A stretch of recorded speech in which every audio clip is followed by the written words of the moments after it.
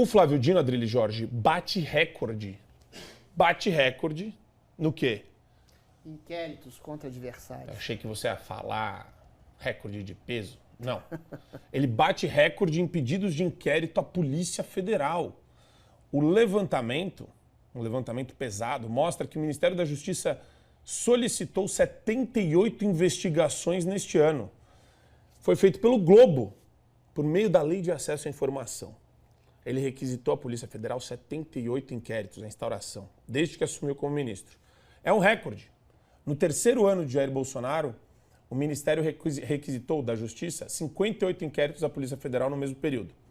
De acordo com o levantamento, boa parte das investigações tem como alvo adversários de Lula e do PT, como Bolsonaro e seus aliados. Um dos casos foi aquele suposto crime de genocídio contra Yanomamis. O genocídio dos Yanomamis. Pasmem vocês. O outro pedido se refere a joias do Bolsonaro.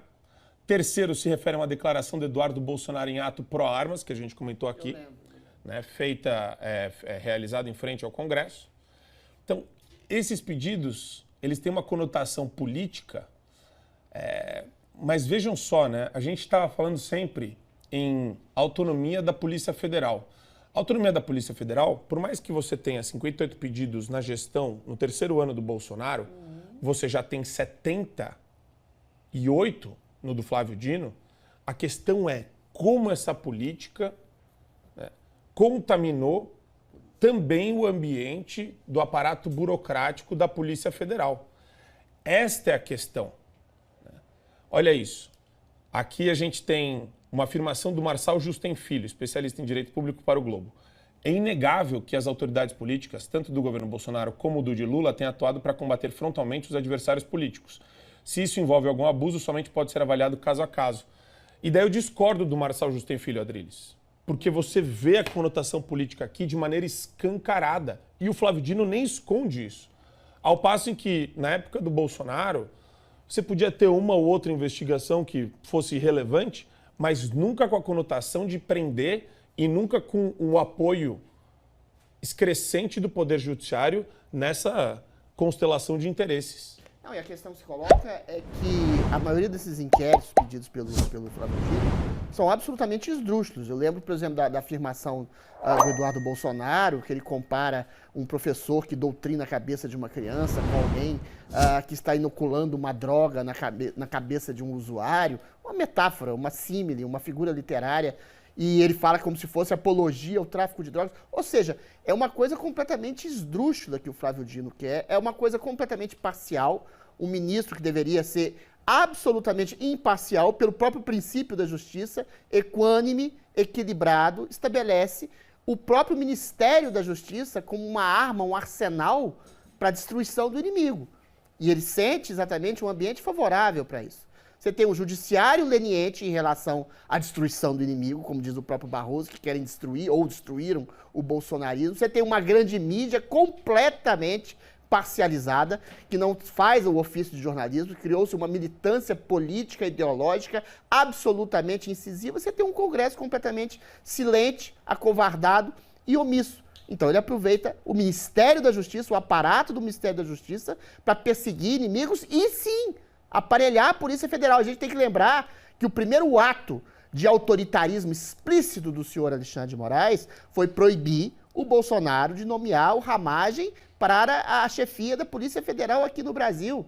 Coisa que... E o Bolsonaro cedeu, de uma maneira absolutamente esdrúxula, cedeu e abriu a caixa de Pandora de inúmeros autoritarismos. Ou seja, aquilo que eles acusavam que o Bolsonaro estava fazendo, o Flávio Dino está explicitamente influindo diretamente na Polícia Federal, chamando ela de sua.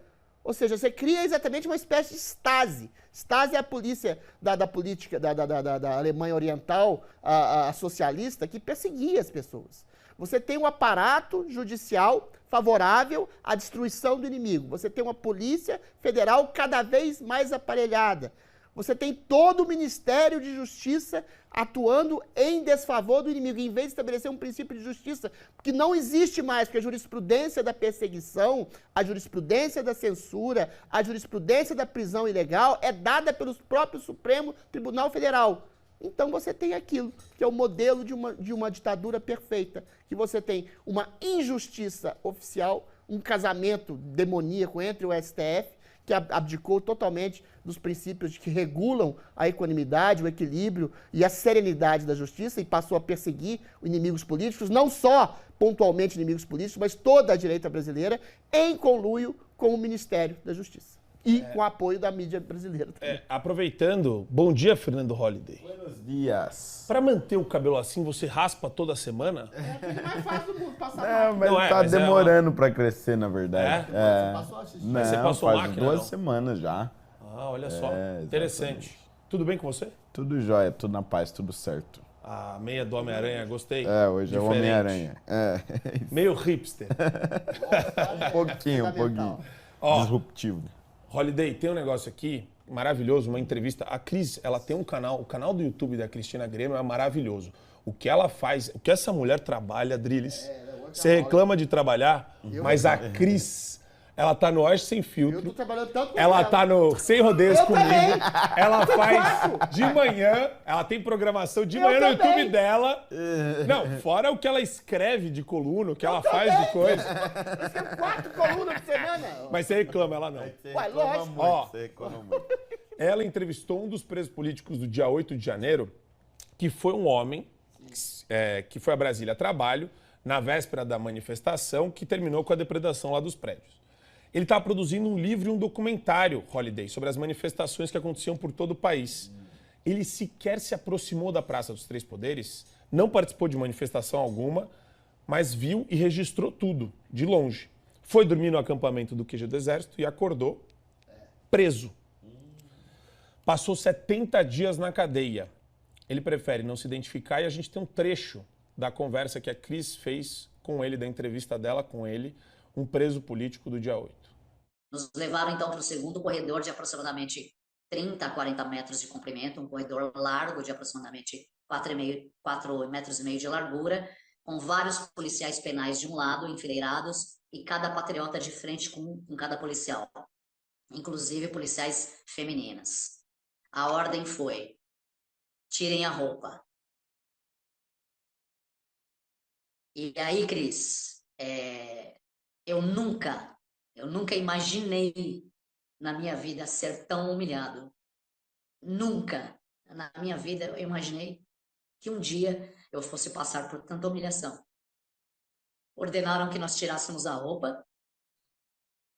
Depois que tirássemos a roupa, jogávamos a roupa no chão. Eu lembro que o corredor estava todo molhado, porque, como eu falei inicialmente, estava chovendo em Brasília, os corredores estavam todos encharcados. Jogávamos a roupa no chão. E não contentes, eles pediram que nós virássemos de costa, inclusive para policiais femininas, e mandaram a gente agachar, como se nós estivéssemos literalmente de 4 para eles, todas as pessoas. E eu vi aquela cena, eu não acreditava que eu estava vivendo aquilo. Eu olhava para as pessoas do lado, todas as pessoas chorando. Sugiro que vocês entrem no canal, se inscrevam no canal da Cristina Grêmio para se informar. Essa mulher, ela é assim, a jornalista é uma das mais brilhantes, se não a mais brilhante jornalista que a gente tem no Brasil. Ela tem anos como repórter, ela tem esse viés investigativo, ela tem inúmeras fontes, é uma pessoa, sem falar que é uma pessoa de um coração gigantesco, fenomenal. Um beijo para a Cris, é uma honra trabalhar com ela no Sem Rodeios da Gazeta do Povo também. Agora, Holliday, como lidar com essa situação? Eu fico, assim, você vai, é horrível normalizar o absurdo, mas a gente estuda na faculdade de Direito no primeiro ano, né? O que você faz com o cara lá do Muro de Berlim? Eu sempre dou esse exemplo, que atirava em criança, que atirava em senhor idoso, que tentava pular da Alemanha Oriental para a Ocidental, tentava fugir do regime soviético e era alvejado pelos guardas, né, soviéticos que estavam lá no Muro de Berlim. E a resposta do guarda era: eu só cumpro ordens. Exatamente. Olha, Marco, é aterrorizante esse relato que a gente acabou de ouvir. Quer dizer, todas as pessoas presas por conta do dia 8 de janeiro foram tratadas como se as suas condutas fossem idênticas.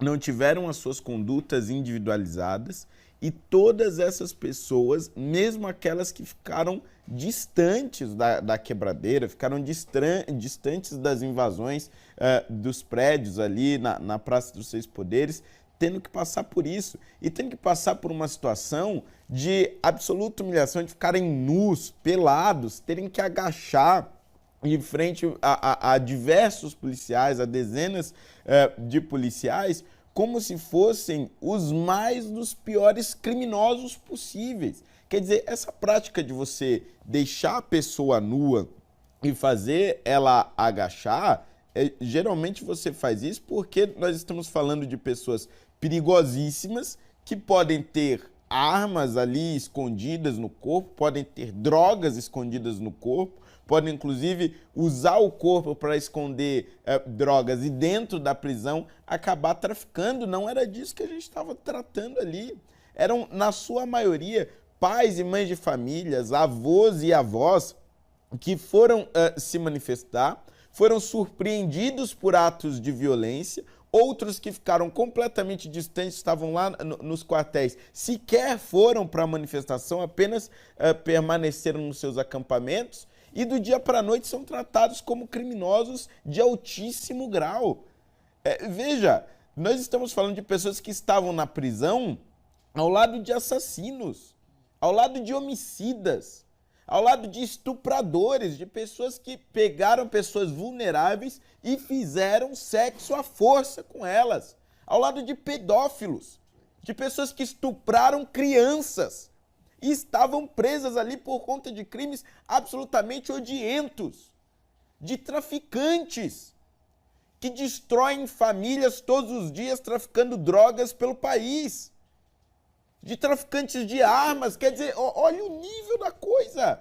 Nós estamos falando de prisioneiros extremamente perigosos, muitos deles até não são tratados dessa forma, porque aí as entidades de direitos humanos chegam com todo o seu aparato de advogados e todo o seu aparato da mídia nacional e internacional, porque veja, olha como os coitadinhos dos criminosos estão sendo tratados nas prisões, nós não podemos admitir esse tipo de humilhação, nós não podemos admitir esse tipo de situação. E agora, em relação a essas pessoas, repito, avós, avós, pais e mães de famílias, você não teve essa preocupação. Pelo contrário, foram senadores e deputados de direita que muitas vezes foram nessas prisões, relataram, viram a situação dessas pessoas e depois relataram no plenário e denunciaram nas suas redes sociais. Mas se não fosse por isso, se não fosse pela direita, as entidades de direitos humanos não teriam se pronunciado em nenhum momento. E é óbvio que nós estamos tratando aqui de uma série de violações de direitos básicos. O direito de você ter a sua conduta individualizada, ele é o mínimo de um regime que se diz democrático. Não é possível eu estar dentro de um grupo e determinadas pessoas vão lá, quebram e destroem patrimônio público, eu ao ver aquilo tento impedir o vandalismo, começo a gritar, não quebra, me afasto da quebradeira, vou para o outro lado e mesmo assim sou tratado como aqueles que fizeram o completo oposto.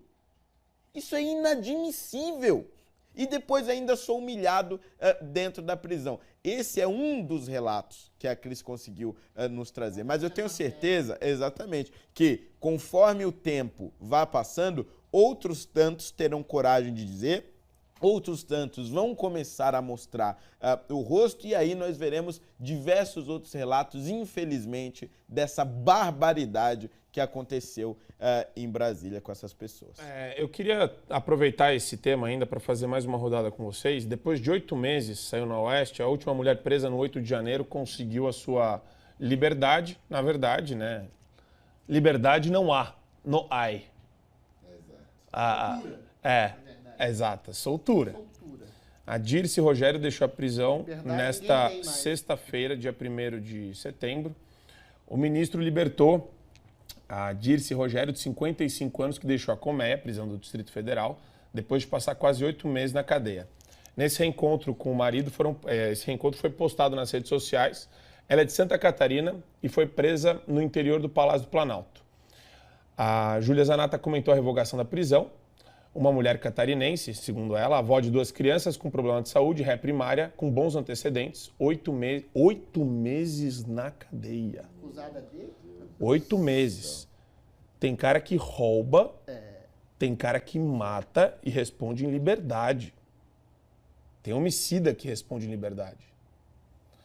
Um completo absurdo, quase impossível de ser reparado, segundo a Júlia Zanatta. Aí a gente tem aqui um trecho do vídeo que mostra esse reencontro dela. Vou colocar um trecho só para vocês verem.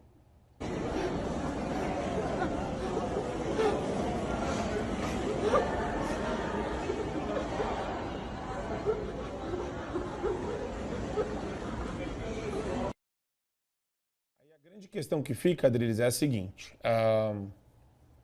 O efeito disso, ele já existe, ele é real. Por mais que o pessoal aí enfrente ainda o aparato judicial e responda e consiga atenuar eventualmente, né, o que está acontecendo com cada uma dessas pessoas, o dano foi feito. O dano de 8 meses para Dona Dirce, ele está feito. O cacique Sererê também. O cara está 9 meses preso. Manifestação. Não existe prisão para manifestação. Se você não consegue individualizar a conduta de qualquer pessoa, é inadmissível você manter essa pessoa presa, ainda mais dentro de um contexto político. E aí, o meu ponto, Adriles, é o seguinte: a intenção do judiciário não é, infelizmente, né, julgar de maneira individualizada. É impor medo a todo mundo que queira se manifestar, que queira defender as suas ideias. E a pergunta que fica é, eles conseguiram isso? Você tem um estupro, uma ruptura ao princípio basilar, um dos princípios basilares da justiça, que é exatamente a individuação de conduta. O que é individuação de conduta? Ver o que cada pessoa fez. Só que quando o senhor ministro Alexandre de Moraes diz, não importa o que cada um fez, importa a movimentação do que foi feito, ele diz que basicamente, pode se prender qualquer um. Alguém que eventualmente estava na frente do QG, com um terço, rezando pela libertação do Brasil, alguém que estava numa redação contestando a lisura das eleições, a integridade das urnas eleitorais, ou a parcialidade da justiça eleitoral, ou alguém que estava realmente, de fato, depredando o patrimônio público na invasão dos 3 poderes. São 3 condutas completamente diferentes, 2 delas absolutamente nunca passíveis de qualquer tipo de culpabilização, mas o ministro entende, e os outros demais ministros entendem, que tudo faz parte de uma coisa muito maior. Começou com o Daniel Silveira. Quando o condenaram a 9 anos e 6 meses de prisão, por um suposto crime de ameaça, que não houve, a meu entender, o ministro Barroso disse, olha, não estamos julgando aqui um homem, estamos julgando algo muito maior. Ou seja, o que deveria ser julgado é o critério subjetivo que rompe o princípio de justiça de individuação de conduta. Um homem deve ser julgado, uma pessoa deve ser julgada por aquilo que ela fez. Não pelo que o ministro, pelo que o juiz acha que é um arcabouço teórico de um suposto golpe ditatorial, de ato antidemocrático, de discurso de ódio, de fake news. Ou seja, criou-se uma abstração criminal no Brasil que serve exatamente para perseguição política. E isso serve para torturar, absolutamente martirizar, massacrar, a destruir, arruinar a vida de pessoas completamente inocentes, como essa mulher, como o cacique Sererê, como o comediante Bismarck, ficou 90 dias sem ver a luz do sol numa solitária. A gente está falando de crimes sérios. O Marco Antônio falou aqui antes, assim, eventualmente, o que faz daquela pessoa que obedece simplesmente uma ordem autoritária. Eu lembrei daquele livro da Hannah Arendt, Eichmann, e o problema do mal, que ela fala exatamente do conceito da banalização do mal. Eichmann em Jerusalém. Eichmann era um oficial nazista, um burocrata, que nunca tinha cometido nenhum crime, mas que ele colocava os judeus que estavam indo para Auschwitz, para Treblinka, todo mundo. E toda hora que alguém perguntava a ele como criminoso de guerra, você colocou os judeus para ir para a morte. Eu simplesmente cumpria ordens. Cumprindo ordens, oficiais, Polícia Federal, militares estão cometendo crimes. A ordem superior que alguém deve cumprir é da sua consciência moral. Se você vê um campo de concentração com 6 milhões de judeus mortos, se você cumpriu ordens, você é um criminoso de guerra. E Eichmann foi enforcado exatamente por isso. Se você coloca um único inocente na cadeia, que você percebe que é inocente, uma senhora de 80 anos que estava rezando um terço em frente a um quartel-general, é uma inocente. Se você prende essa senhora, você não está cumprindo ordens apenas. Você está rompendo o limite da sua consciência moral e prendendo o inocente em nome de uma ditadura circunstanciada por uma burocracia do mal. E se você, jornalista, e aí eu estou falando também de centenas, que deixa de noticiar coisas assim e a grande mídia sequer toca nesses assuntos, você está corroborando para o problema do mal. Você está formando um ente maligno que corrobora com uma ditadura. Toda a Rede Globo é assim. Toda a Folha de São Paulo é assim. O Estado de São Paulo, em que pese os editoriais, dizendo que estão meio assustados com o que está acontecendo, foram corresponsáveis por esse Estado maligno de ditadura que a gente está vivendo. Estão sendo cometidos crimes. Crimes contra pessoas inocentes. E essas pessoas que estão dando as ordens, essas sim, são pessoas ditatoriais, absolutamente golpistas. Essas pessoas não merecem ser apenas empichadas. Essas pessoas merecem ser presas. Agora, quem deve ser empichado da sua função de militar, de policial, de jornalista, são os omissos e covardes que contribuem para a ditadura maligna, persecutória e massacrante que a gente vive.